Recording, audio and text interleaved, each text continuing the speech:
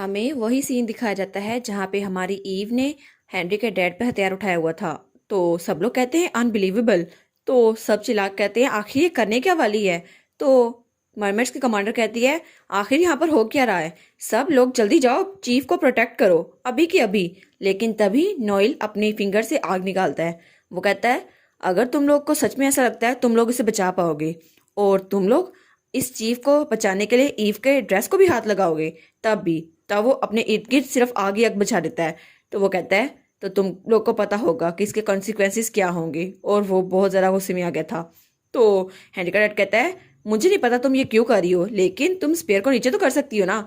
और वो कहता है अगर ऐसा ही रहा तो ईस्ट और साउथ के रीजन के दरमियान कन्फ्लिक्ट हो जाएंगी, इसलिए मैं नहीं चाहता तुम ऐसा करो। तो ईव कहती है मैं आपको एड्रेस नहीं करती चीफ मेंटीरा, या फिर मैं आपको एक और नाम से बुलाऊं, सायरन। तो सब लोग कहते हैं क्या सायरन। तो बटलर कहता है तुम्हारी हिम्मत कैसे हुई उन पे ये झूठा इल्जाम लगाने की, तुम साउदर्न चीफ की वाइफ हो, फिर भी मैं ऐसी इंसल्ट बर्दाश्त नहीं करूंगा। और फिर वो कहता है साउदर्न चीफ आप अपनी वाइफ को रोको सही। तो हमारा नॉयल कहता है मैं क्यों उसको रोकूंगा, और तुम्हें ये बात पता होनी चाहिए ड्रैगन्स अपने मेट की विल को फॉलो करते हैं चाहे कुछ भी हो जाए, और मैं भी ईव की हर बात मानूंगा। तो वो कहता है क्या।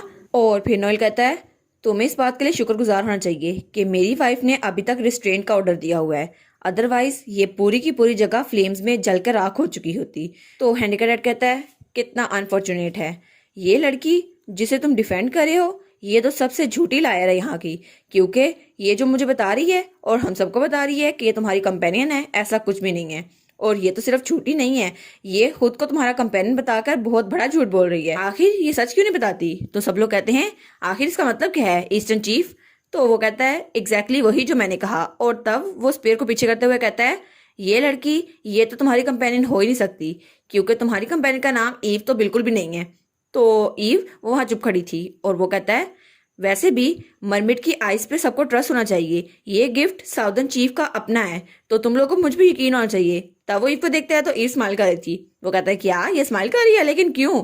और तब वो सोचता है ये तो बहुत ज़रा अजीब है, और ईव सोचती है ये तो बिल्कुल साफ वार्निंग थी कि गॉड ने उसको उसकी पावर दी थी वहाँ के लीडर को, लेकिन अगर मरमेड के लीडर ने अपनी पावर को मिसयूज किया तो वो उसे वापस ले लेगा, चाहे वो वहाँ का लीडर ही क्यों ना हो। और आखिर में वो ब्लोन मरमेन जिसने उस प्राउड मरमेन को पनिश किया था उसे वहाँ का लीडर बना दिया गया था। और पूरी मरमेड कम्युनिटी को इस बात का पता है कि अगर केयरलेसली सच बोला जाए तो उसके कॉन्सिक्वेंसेस बहुत बुरे होंगे। तो ईव कहती है आखिर तुम अभी सच क्यों बता रहे हो, तुमने पहले क्यों नहीं बताया। तो सब लोग उन्हीं की तरफ देख रहे थे। तब वहाँ पर एक बच्चा था, वो कहता है क्या मेरी मॉम ने भी मुझे कहा था कि मैं सच ऐसे ही ना बोल दूं। तो उसकी मोम उसकी तरफ देखती है, तो वो उसके मुंह पे हाथ रखती है। वो कहती है नहीं नहीं ऐसे नहीं कहना चाहिए। तो वो कहता है नहीं मोम, आखिर चीफ भी तो सच बोल के बिल्कुल ठीक है, और क्या उनके पास सुपर पावर्स हैं। तो उसकी मोम कहती है बस कर दो, ऐसी चीजें हमें ऊंची आवाज में नहीं कहनी चाहिए। वो कहता है लेकिन क्यों, मुझे भी तो सच बोलना है, बाकी बच्चे मेरा मजाक उड़ाते हैं। तो उसकी मोम कहती है प्लीज चुप हो जाओ। तब हेनरी का डैड वो थोड़ा घबरा रहा होता है। तो ईव कहती है मुझे लगा था मरमेड्स को पनिश किया जाएगा अगर वो ट्रुथ बोलेंगे, लेकिन आपको देखकर लगता है आप तो बिल्कुल ठीक है, लगता है उस ट्रुथ का कोई वेट नहीं है, या फिर आप सच में रियल सच देखने में नाकाम हो गए हैं। तो वो वहाँ खामोश खड़ा था। और ईव कहती है या फिर मैं कहूँ कि वो पूरी लीजेंड जो हमें सुनाई गई पूरी कहानी सारी की सारी झूठी थी। और सब लोग कहते हैं क्या चीफ सच में एक सायरन है, लेकिन ऐसा कैसे हो सकता है, और जो कहानी हमें सुनाई गई बचपन से वो झूठी थी, लेकिन ऐसा कैसे। और अगर ऐसा हुआ तो हम लोग क्या, मतलब हम लोग इस बारे में कुछ नहीं जानते थे। तब आर्या भी उस तरफ देखती है, वो कहती है क्या मैं भी इस बारे में कुछ नहीं जानती थी। तब बट्टर चिल्ला कहता है इस लड़की को जरूर कोई गलतफहमी हुई होगी, ये चाहती है हम इसके झूठ को सच मान लें, लेकिन चीफ ने उसका माइंड रीड किया था इसलिए उसे सच पता चला था, और वैसे भी किसी को यकीन नहीं है चीफ सायरन हो ही नहीं सकते। तो हमारी ईव कहती है अच्छा तुम्हें मेरी बात पे यकीन नहीं है, तो फिर मास्टर हेनरी एक विटनेस का काम कर सकते हैं। तो हेनरी कहता है क्या मैं कैसे काम कर सकता हूँ। तो ईव कहती है जब हम पहली बार तुम्हारे फादर से मिले थे तो उन्हें लगा था मैं तुम्हारी लवर हूँ, और तब हेनरी को वही सीन आता है जब उसने कहा था ओ हेनरी तुम तो बहुत ज्यादा कैपेबल हो गए हो, तुम अपने घर एक लवर लेके आए हो। तो वो कहता है हाँ ऐसा हुआ था, लेकिन। तो ईव कहती है लेकिन आर्या जैसे उसने मुझे देखा उसने बिना हिचकिचाए मेरी आइडेंटिटी सबके सामने रख दी, और उसने भी सच बता दिया, लेकिन आखिर एक सायरन को मेरा सच कैसे पता हो सकता है जबकि किसी और को नहीं पता। तो तब वो कहती है इसलिए एक बार फिर से तुम मेरे बात का जवाब क्यों नहीं दे देते। और तब वो चीफ की तरफ देखती है और कहती है तुम मुझे बता क्यों नहीं देते आखिर मैं हूं कौन। तो उसकी बात सुनकर हेनरी का डैड वो बिल्कुल खामोश हो गया था, वो कुछ बोल ही नहीं पाता। तब वो अपना हाथ तेजी से हमारी ईव की तरफ बढ़ाता है जैसे वो उसको मारना चाहता हो, और तब वो ईव की गर्दन पकड़ लेता है। ईव के हाथ में जो स्पेयर था वो भी नीचे गिर जाता है। तो वो ईव का गला दबाते हुए कहता है, तुम जैसी किसी की हिम्मत कैसे हुई, तुम ऐसे कैसे कर सकती हो। तब हेनरी चिल्ला कहता है, फादर। तो वो कहता है, कोई भी मेरे करीब मत आए, मैं अभी इसकी गर्दन उड़ा दूंगा। आखिर इसकी हिम्मत कैसे हुई मुझ पर इल्जाम लगाने की। मैं इस सबको प्रोटेक्ट करके रहूंगा जो मेरा था, मैं लीडर बन के रहूंगा। तो एक सोचती है, ओ नो, मुझे तो सांस ही नहीं आ रही, मुझे इसको हटाना होगा। तो वो सोचता है, हाँ मैं एक बार फिर से सबका माइंड कंट्रोल कर सकता हूँ, मैंने पहले भी ऐसे किया था और मैं इस चीज से पीछे नहीं हट सकता, चाहे मुझे कुछ भी करना पड़े, मैं इसको अपने काबू में रखूंगा। तो एक सोचती है, मुझे कोई चीज चाहिए होगी ताकि मैं इसके हाथों को लूज कर सकूं, मेरा गला बहुत ज्यादा दर्द कर रहा है। और तब वो अपनी पावर यूज करती है और इर्द गिर्द सिर्फ मैजिक ही मैजिक फैला हुआ था। और तब हेनरी के डैड में जैसे कोई जाल आ गया था, मकड़ी का जाला। तो वो कहता है, क्या ये क्या है, मेरा माइंड कंट्रोल ये काम क्यों नहीं कर रहा है, ये तो बहुत ज्यादा क्लोज था, मैं बस उसको खत्म करने ही वाला था लेकिन मैं उसको खत्म नहीं कर पाया। और ये आखिर कैसे हो गया, ये सब कुछ टूट क्यों रहा है, क्या मैं पहले कुछ ज्यादा ही रफ हो गया था या मैं अपनी एबिलिटी को कुछ ज्यादा यूज कर रहा हूँ इसलिए ये काम नहीं कर रही। और तब वो वहां पर देखते हैं तो वो कहता है, मेरा शिकार तो बहुत जल्दी मुझसे छूट जाएगा। और तब उसका मैजिक वो खत्म हो गया था और ईव वो उससे आजाद हो गई थी। तो वो सोचता है, बिल्कुल नहीं, ऐसा बिल्कुल नहीं हो सकता, आखिर ये लड़की ये है कौन, आखिर इसकी असलियत है क्या, ये ह्यूमन किंग की मैजिक को कैसे यूज कर सकती है। तभी वहां पर नोएल आ गया तर कहता है, मुझे माफ कर देना ईव। तो ईव कहती है, नोएल। तो वो कहता है, हाँ ईव मुझे माफ कर देना, अब मैं सिर्फ पीछे खड़े होकर तुम्हारे लिए तमाशे नहीं देख सकता, तुम्हें जो धमका रहे हैं मुझे तो सबक सिखाना ही होगा। और तब उसके हॉर्न भी निकले हुए थे और वो स्माइल कर रहा था, लेकिन तब वहां बहुत तेज बिजली कड़कती है और उसके बाद हमारा नोएल वो ड्रैगन फॉर्म में आ रहा था और उसका साया लोगों पे पड़ रहा था। सब लोग उसे देखकर बहुत ज्यादा घबरा गए थे, सब चिल्लाते हुए वहां से भागते हैं। वो कहते हैं, भागो यहाँ से, ड्रैगन लीडर वो अपनी हालत खो चुका है, वो बिल्कुल पागल हो गया है। और सब लोग इधर उधर भाग रहे थे और नोएल तो बहुत ज्यादा खतरनाक लग रहा था, वो तो इर्द गिर्द सिर्फ हंगामा भरपा कर रहा था। तो सब लोग कहते हैं, कोई तो मुझे बचाओ। तो ईव सोचती है, नो नोएल तुम ऐसा नहीं कर सकते। वो सोचती है, क्या इसका दिमाग खराब हो गया है, अगर ऐसा हुआ तो जियोन और रेचल वो भी खतरे में होंगे, मुझे इसे काम डाउन करना होगा। लेकिन तभी नोएल उसके ऊपर अपने पर करता है। तो ईव कहती है, क्या क्या सच में अभी भी ये कॉन्शियस है। तो वो नोएल को देखती है तो नोएल वो अभी भी कॉन्शियस था। तो वो सोचती है, मुझे इसको वापस ह्यूमन फॉर्म में लाना ही होगा, अगर नोएल की इसी तरह स्टेट रही तो इसका दिल इसको हैंडल नहीं कर पाएगा और उसका दिल एक्सप्लोड हो जाएगा। वो कहती है, नोएल फिक्र मत करो, मैं ठीक हूँ और प्लीज अपनी बीस्ट ट्रांसफॉर्मेशन को रोक दो।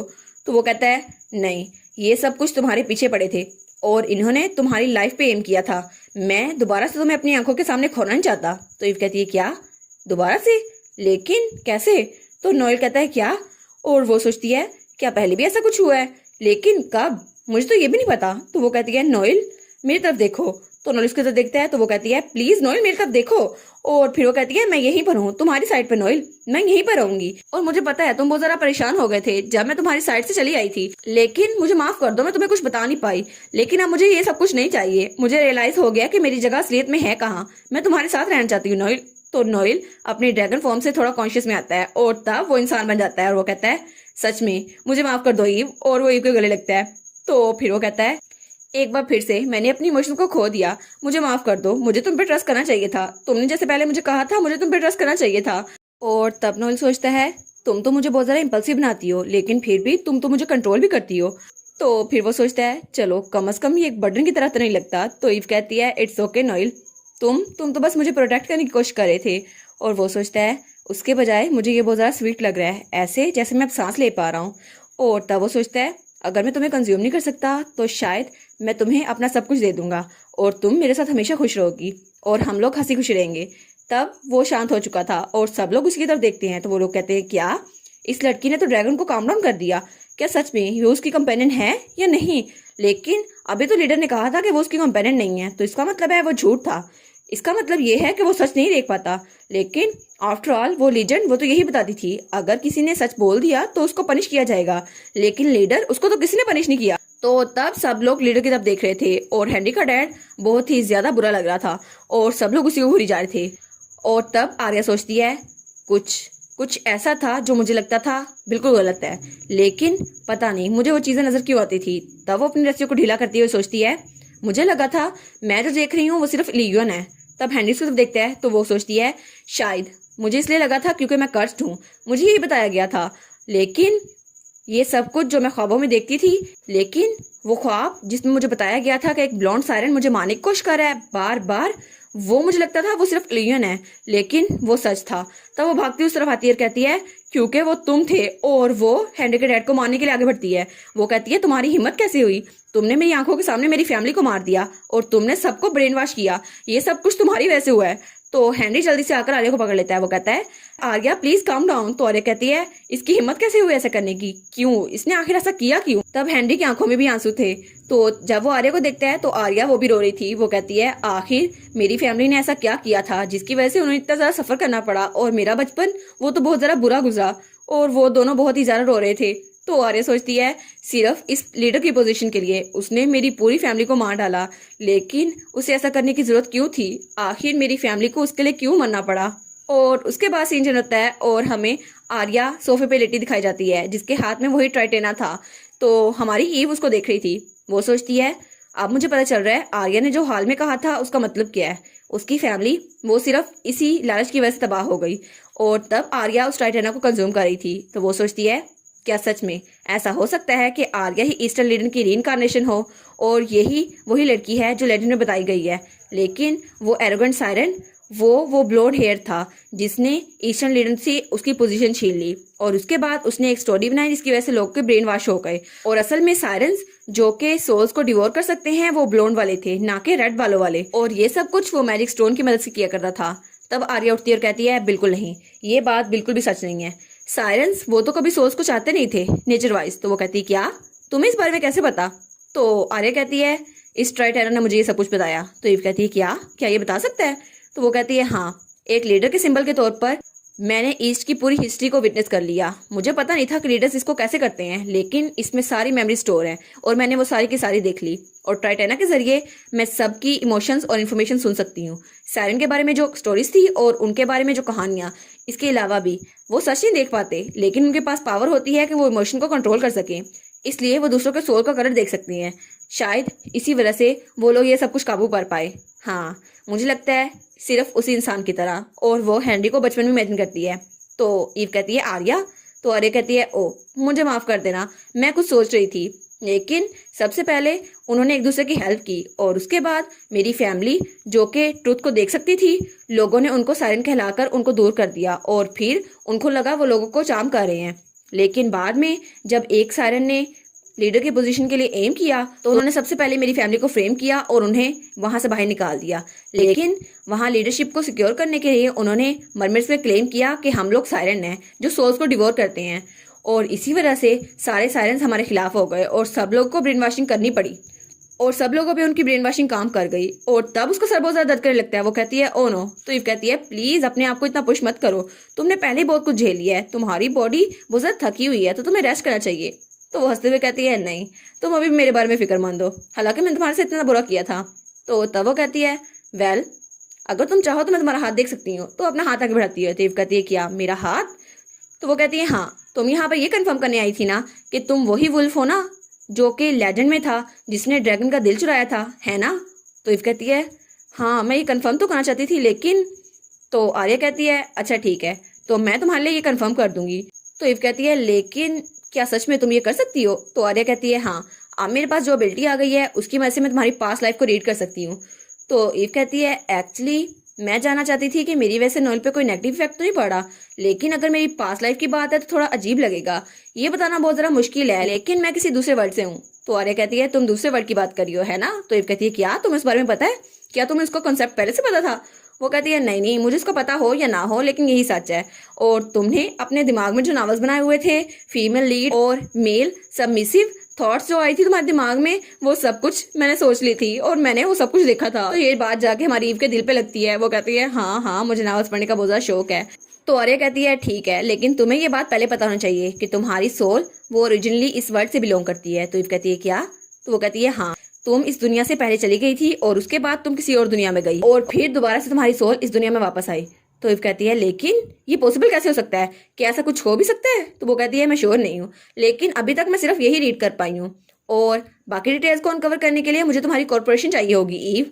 और तब वो कहती है क्या तुम रेडी हो अपने पास को एक्सेप्ट करने के लिए, चाहे तुम्हारा पास कैसा भी हो? तो इव सोचती है क्या मुझे उससे पूछना चाहिए, लेकिन अगर मैंने पूछ लिया तो क्या क्या सब कुछ हल हो जाएगा?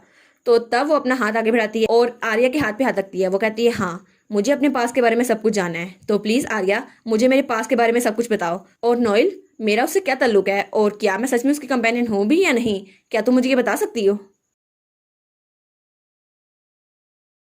और इसी के साथ ये वाला पार्ट यहाँ पर ख़त्म। तो आप लोग बताइएगा आपको ये पार्ट कैसा लगा। प्लीज़ लाइक करिएगा, कमेंट करिएगा और शेयर करिएगा। और जो न्यू व्यूवर्स हैं काइंडली वो चैनल को सब्सक्राइब कर दें। और पिछली वीडियोस का लिंक आपकी स्क्रीन पर नज़र आ रहा होगा, तो काइंडली उनको भी चेकआउट कर लें। Thank you so much.